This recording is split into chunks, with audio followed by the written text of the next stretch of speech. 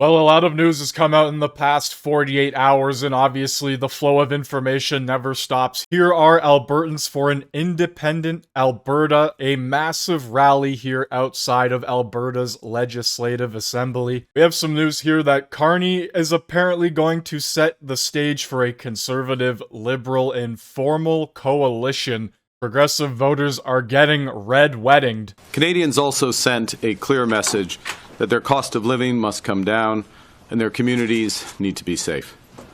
As Prime Minister, I've heard these messages loud and clear, and I will act on them with focus and determination. As I stressed on election night, I am committed to working with others, governing as a team in Cabinet and caucus, and working constructively across parties in Parliament, working in real partnership with provinces, territories, and Indigenous peoples, and bringing together labor, business, and civil society to advance the nation-building investments that will transform our economy. It feels like he's really only saying this because of everything that's happening with Alberta and potentially Saskatchewan. Also, I need to point out, talk is cheap, and the Liberals have been talking for over 10 years now. We also can't forget what Mark Carney's true agenda is at the end of the day. This guy is not a conservative. American social media platforms have too much free speech. This was Mark Carney saying he's going to be coming for American social media platforms, aka X or Twitter. Large American online platforms have become seas of racism, misogyny, anti-Semitism, Islamophobia, and hate in all its forms. And they're being used by criminals to harm our children. My government will act. And today we're announcing our plan to fight crime, to protect Canadians, and to build communities that are safe, secure, and strong. A plan to make Canada secure, to make Canada strong. Once again, targeting Americans instead of just going after the issues that we face here in our own country. The issues that the Liberals have created for the past 10 years. Here's another clip from Mark Carney going further into most likely the industrial carbon tax and where he would like to take that. We need to ultimately get to a point where every financial decision is taking climate change into account, the impact on the transition, and we actually drop the adjective sustainable because it's just what finance professionals do. Secondly, on the risk side, we need the banks to look at the risks around the climate transition, which then flip to opportunities. On the opportunity side, it's really about looking for and at transition plans from all companies and backing those who are part of the solution and taking capital away from those who are part of the problem. So there you have it. No, I don't believe for a second that Mark Carney is going to form a coalition with the official opposition in the House of Commons. I don't believe it for a second. Is he going to work with them? Yeah, potentially. He's going to try his best. But at the end of the day, they're different parties for a reason. Different ideals, different beliefs. We have a clip here from the CBC News. Poilievre will be back in the House in no time. Further confirming what is happening inside the Conservatives Party and where it's going to be taken in the future. Obviously, we heard the news that Poilievre will be replacing I believe, Damien Curic. So, shout out Damien. That's a true Canadian patriot right there. But we have Andrew Scheer, once again, giving us the inside scoop into what is really going on. Well, I want to start with the status of your leader. I mean, Pierre Poilievre started this year with a 20-point lead in the polls, but he lost the election and he lost his seat. So why should he stay as party leader? Well, when you look at it, the polls going into the election had him in around high 30s. And we got 42%. We've got a record number of votes in the history of our party, and including the highest percentage of the vote in the modern Conservative era. So in addition to gaining seats in places where we've never held them before, like Welland, we've got a large number of new MPs, and we've got a large number of new voters, people who have never voted Conservative before or who have never voted, see themselves in our party thanks to Pierre's leadership and thanks to the fact that he's been speaking to their issues. All the terrible policies of the Liberal government that drove up housing costs, that caused crime waves and drugs to flood our streets and kill jobs and cause inflation. Pierre has been speaking about those issues, addressing them, offering solutions. And so this incredible result, while disappointing that we didn't win, is just a fantastic base to build on for the next election. But, you know, in 2019, you won the popular vote, you increased your seats, you held the Liberals to fewer seats, and you won your own seat, and that wasn't good enough for you to stay around. So why is the standard different in 2025? Well, my decision was because of the strain that it had put on my family, given the number of children I have and the ages that they were. I will just happily point out that Pierre got 8 or 9 points more than I did in 2019 and a large number of new seats. So, look, I mean, Pierre is the leader of our party. He's the leader of our movement.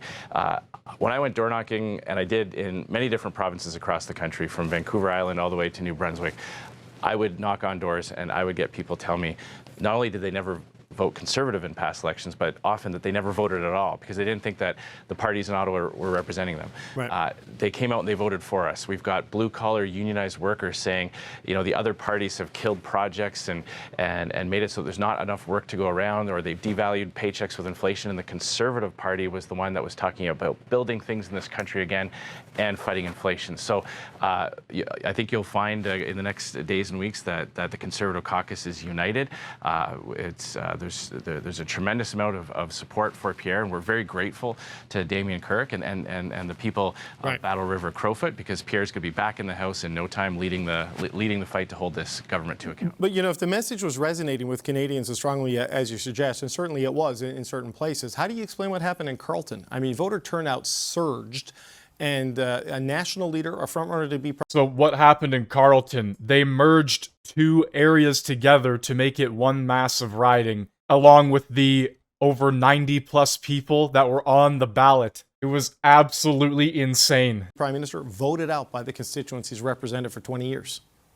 Yeah, well, it wasn't just surging votes for the Conservatives in certain places. It was practically all across the country. I mean, we got over 1 million votes in Quebec for the first time in the modern Conservative era. But 80% voted in Carleton, and more than 50% of them voted for Bruce Fanjoy to defeat Mr. Poilievre. How do you explain that, sir? Still an incredibly, still an increase in support for Pierre in terms of number of votes. Look, it's about 4 or 5 days after the election. It's Friday. My own results only got finished counting this morning.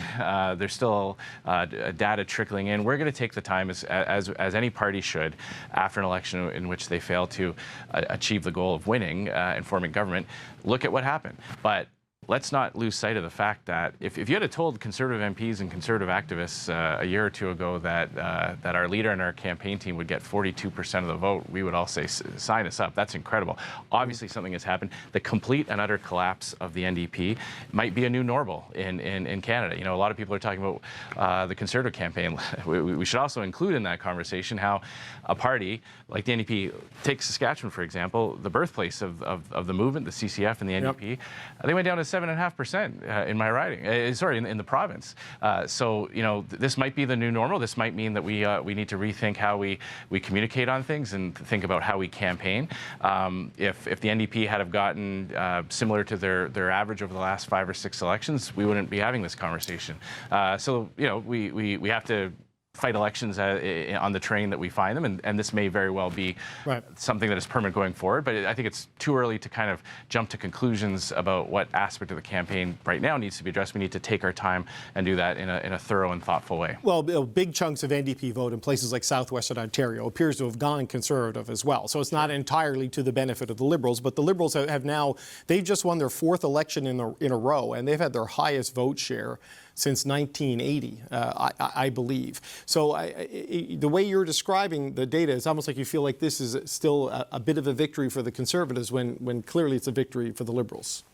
Well, first of all, to your point about the NDP, you are right. In places where the NDP vote came our way, we won the seats. We won seats in Windsor. I mean, when you look at the kind of ground zero, the front lines of workers who would be affected by U.S. tariffs, we won seats in the auto sector regions in Windsor. We won in Kitchener. We won in Hamilton, where they make steel. Here in Regina, where they make steel, where we make steel.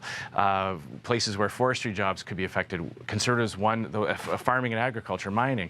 So in other places where those NDP votes went Liberal, Liberal. Obviously, there were different results, but no one's pretending that this is that we won the election. I mean, we are going to approach caucus and our party and our movement with the realization that we cannot do the exact same thing next time as we did this time. No one's suggesting that we're just going to copy and paste into the next election.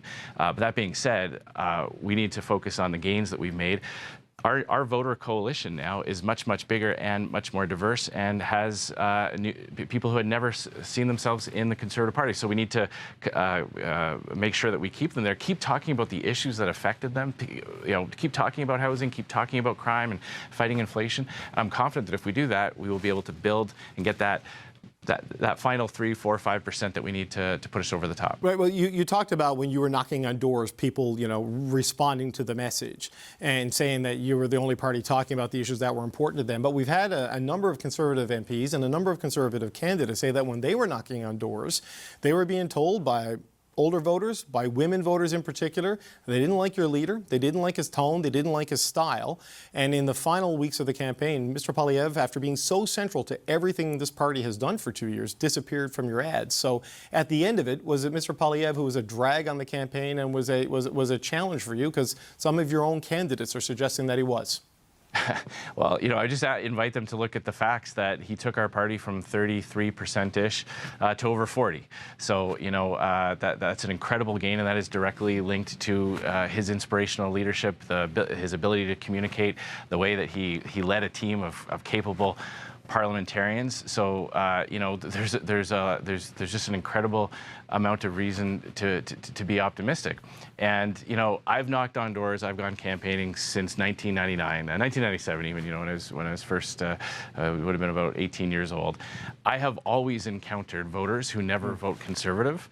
I've always heard from Liberals and NDP and people who have already decided to vote for other parties that they don't like our party, they don't like our leader.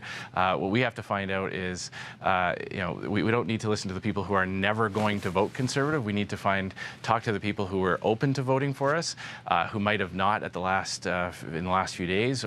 But again, I think we also have to put this in context. What the Liberal Party did by dumping a sitting Prime Minister, suspending Parliament, having a rush leadership race with a new leader without really the time for Canadians to get to know, all under the threat of a U.S. Tariffs that dominated the news cycle. These are conditions that the Liberals should not count on happening again. Whereas our new voters are voting for us because of policies, because they see in our party a solution to the cost of living crisis, to the fact that their communities aren't as safe, the fact that they can't afford to own a home or move out of their parents' basement. So I'm incredibly optimistic about our ability to build off of our gains this time, and I'm optimistic that we'll be able to finish the job in the next election. Right, but your party may not be able to rely on post-COVID inflation crisis that was fueled by war in the breadbasket of Europe and supply. David, you know this. You know that inflation is caused when governments print money. Well, that's what the Liberals did. The Liberals flooded the economy with brand new cash. It has nothing to do. They spent money. They didn't print money. The Bank of Canada did not increase the number of banknotes in circulation in the economy. They used settlement balances. David, they used settlement balances to buy government bonds to put liquidity.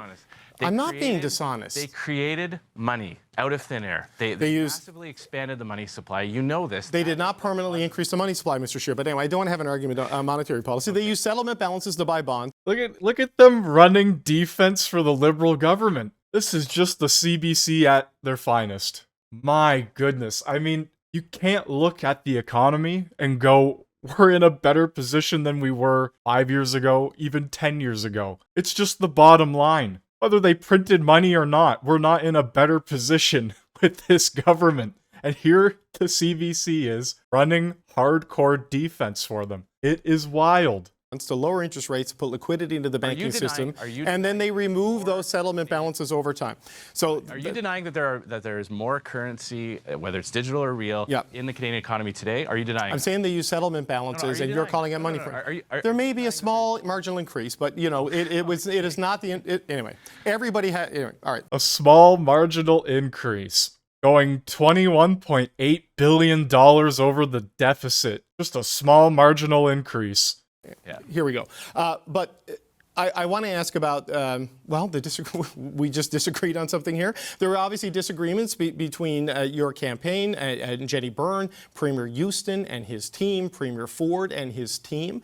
And throughout the course of the campaign, the fractures between the federal Conservatives and various provincial Conservative governments, progressive Conservative governments, went public to the point that Tim Houston kind of unprompted confirmed reporting about, Ms. Byrne making not physical threats, but political threats to people in his office. I mean, is that a winning strategy for your party? I mean, is this the sort of way the operations are going to continue? Well, look, I mean, I'm not going to speak to things that I have no idea if they're true or not. I know that Jenny ran a fantastic campaign. She's an incredible movement conservative who has sacrificed so much for this party and laid it all on the line and got us 42% of the vote and massive increase in our seat across the country. So, I don't think Canadians want to hear too much from political premiers who might not have had a phone call returned. I think they want to hear from federal leaders, federal Conservative MPs and our leader speaking about how we're going to hold this Liberal government to account, push it to enact policies that protect the value of their paycheck, crack down on crime, address the housing issue, the housing cost issue, and that's what we're going to be focused on. Right, but I mean, having an effective First Minister's table, having a good working relationship with provincial leaders and premiers, I mean, that's an important part, right? If you want to get that 3 to 4%, to get you over the top, don't you need to demonstrate that you can at least work with governments of more or less the same political stripe? I think you'll see that Pierre Poilievre has been able to bring so many people together in this conservative movement, both in caucus, in terms of our membership, and obviously our voter coalition. I'm very confident that after the next election, when we are successful, that he'll be able to bring premiers together from all political stripes, from west to east, and he's demonstrated that. He's demonstrated his ability to be that unifier and be that person who can pull people together to find that common ground within our own movement. Brought us to 42%. Other leaders at the time have tried to get new votes by burning other voters and by turning their back on the Conservative movement in one issue or another.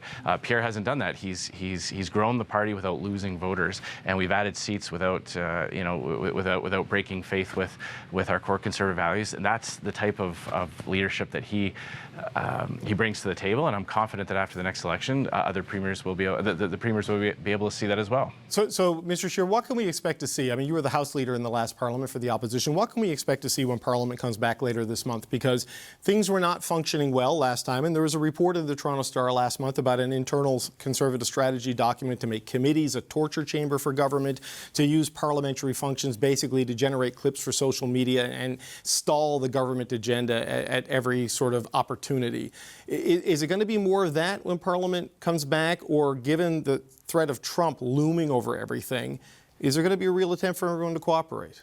Well, I completely reject the characterization of that. Conservatives use committees to litigate and prosecute Liberal corruption, Liberal waste, and Liberal mismanagement. And the tone of Parliament is really set by the government. You saw the Liberal government in the last Parliament grind the business of the House to a halt, rather than hand over documents for a scandal, for a corruption scandal that would send millions of dollars to Liberal friends. So it'll really be up to Mark Carney, and he can determine how Parliament functions based on how honest he is, how respectful of Parliament he is. But it's absolutely appropriate for Conservatives to get the message out when the traditional media doesn't cover the gross corruption and mismanagement at the committee level. Of course, it's appropriate for us to highlight that and make sure Canadians are aware of what's going on. But when we go back on the 26th, after the King is done, given the speech, I mean, we're going to go back to privilege questions that stop government bills from going forward. I mean, Mr. Carney showed some grace today to Mr. Poilievre, saying, I will call your by-election at the earliest opportunity, which is a shift in things. I mean, so does that get reciprocated in how Parliament works, or are we back on sort of the same issue set that was there before proroguing?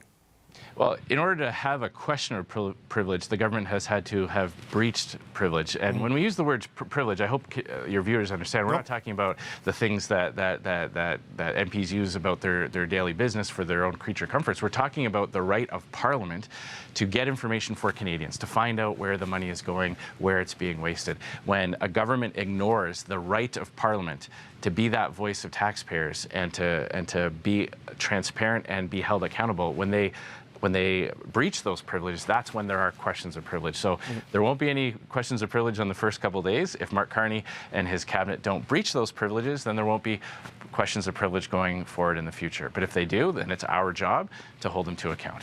Okay, so look, the next step for your party is Mr. Poilievre will have to run in this by-election, and presumably, if you lose that one, Mr. Scheer, there's going to be a problem. I don't think you're going to lose that particular riding. But you've got to settle on an interim leader and who's going to lead in the Parliament until Mr. Poilievre returns. Who do you think that is going to be? Do you want to do that? And how quickly will we know for sure? Well, it's great news that whatever whoever it is, it will be a very short term, because it looks like Pierre will be back in the House in no time at all. So what we're looking at is a parliamentary leader to perform the functions that require a member of Parliament to do. But we still have a party leader. It's Pierre Poilievre. The caucus is behind him. The movement is behind him. We're going to let our caucus come together. We've got a meeting scheduled now for Tuesday. So our new MPs, our returning MPs will get together. We'll have these discussions. We'll make a decision as a team. And out of respect for that process, I'm not going to speculate as to what might come out of that. Do you think you'll pick that leader, the interim leader, on Tuesday, or could it be a little bit longer? I don't know if you know you yet. have a job to do. I understand you have to ask these questions, but I respect our caucus process so much. I don't even want to go tiptoe down the road at all. We're just going to let that first meeting take place. We're going to have those discussions as a team, and we'll see what happens from that. Okay. Will you offer your name as a candidate for that? I'm not even going to step one toe. It's a news program. Make some news. No, I'm kidding. I know. We're the CBC. Just, make something up. We'll call it news. Well, there you have it, guys. Parliament should resume on May 26th, and it will be incredibly interesting to see the first question period back. Mark Carney looked like a fish out of water during the debates, and I can only assume it's probably going to get worse, because he's not going to be dealing with just Pierre. He's going to be dealing with a very large Conservative team now. Anyway, I want to know what you guys think down in the comments section below. Make sure you hit that like button, hit that sub button if you're new, and I'll see you in the next one.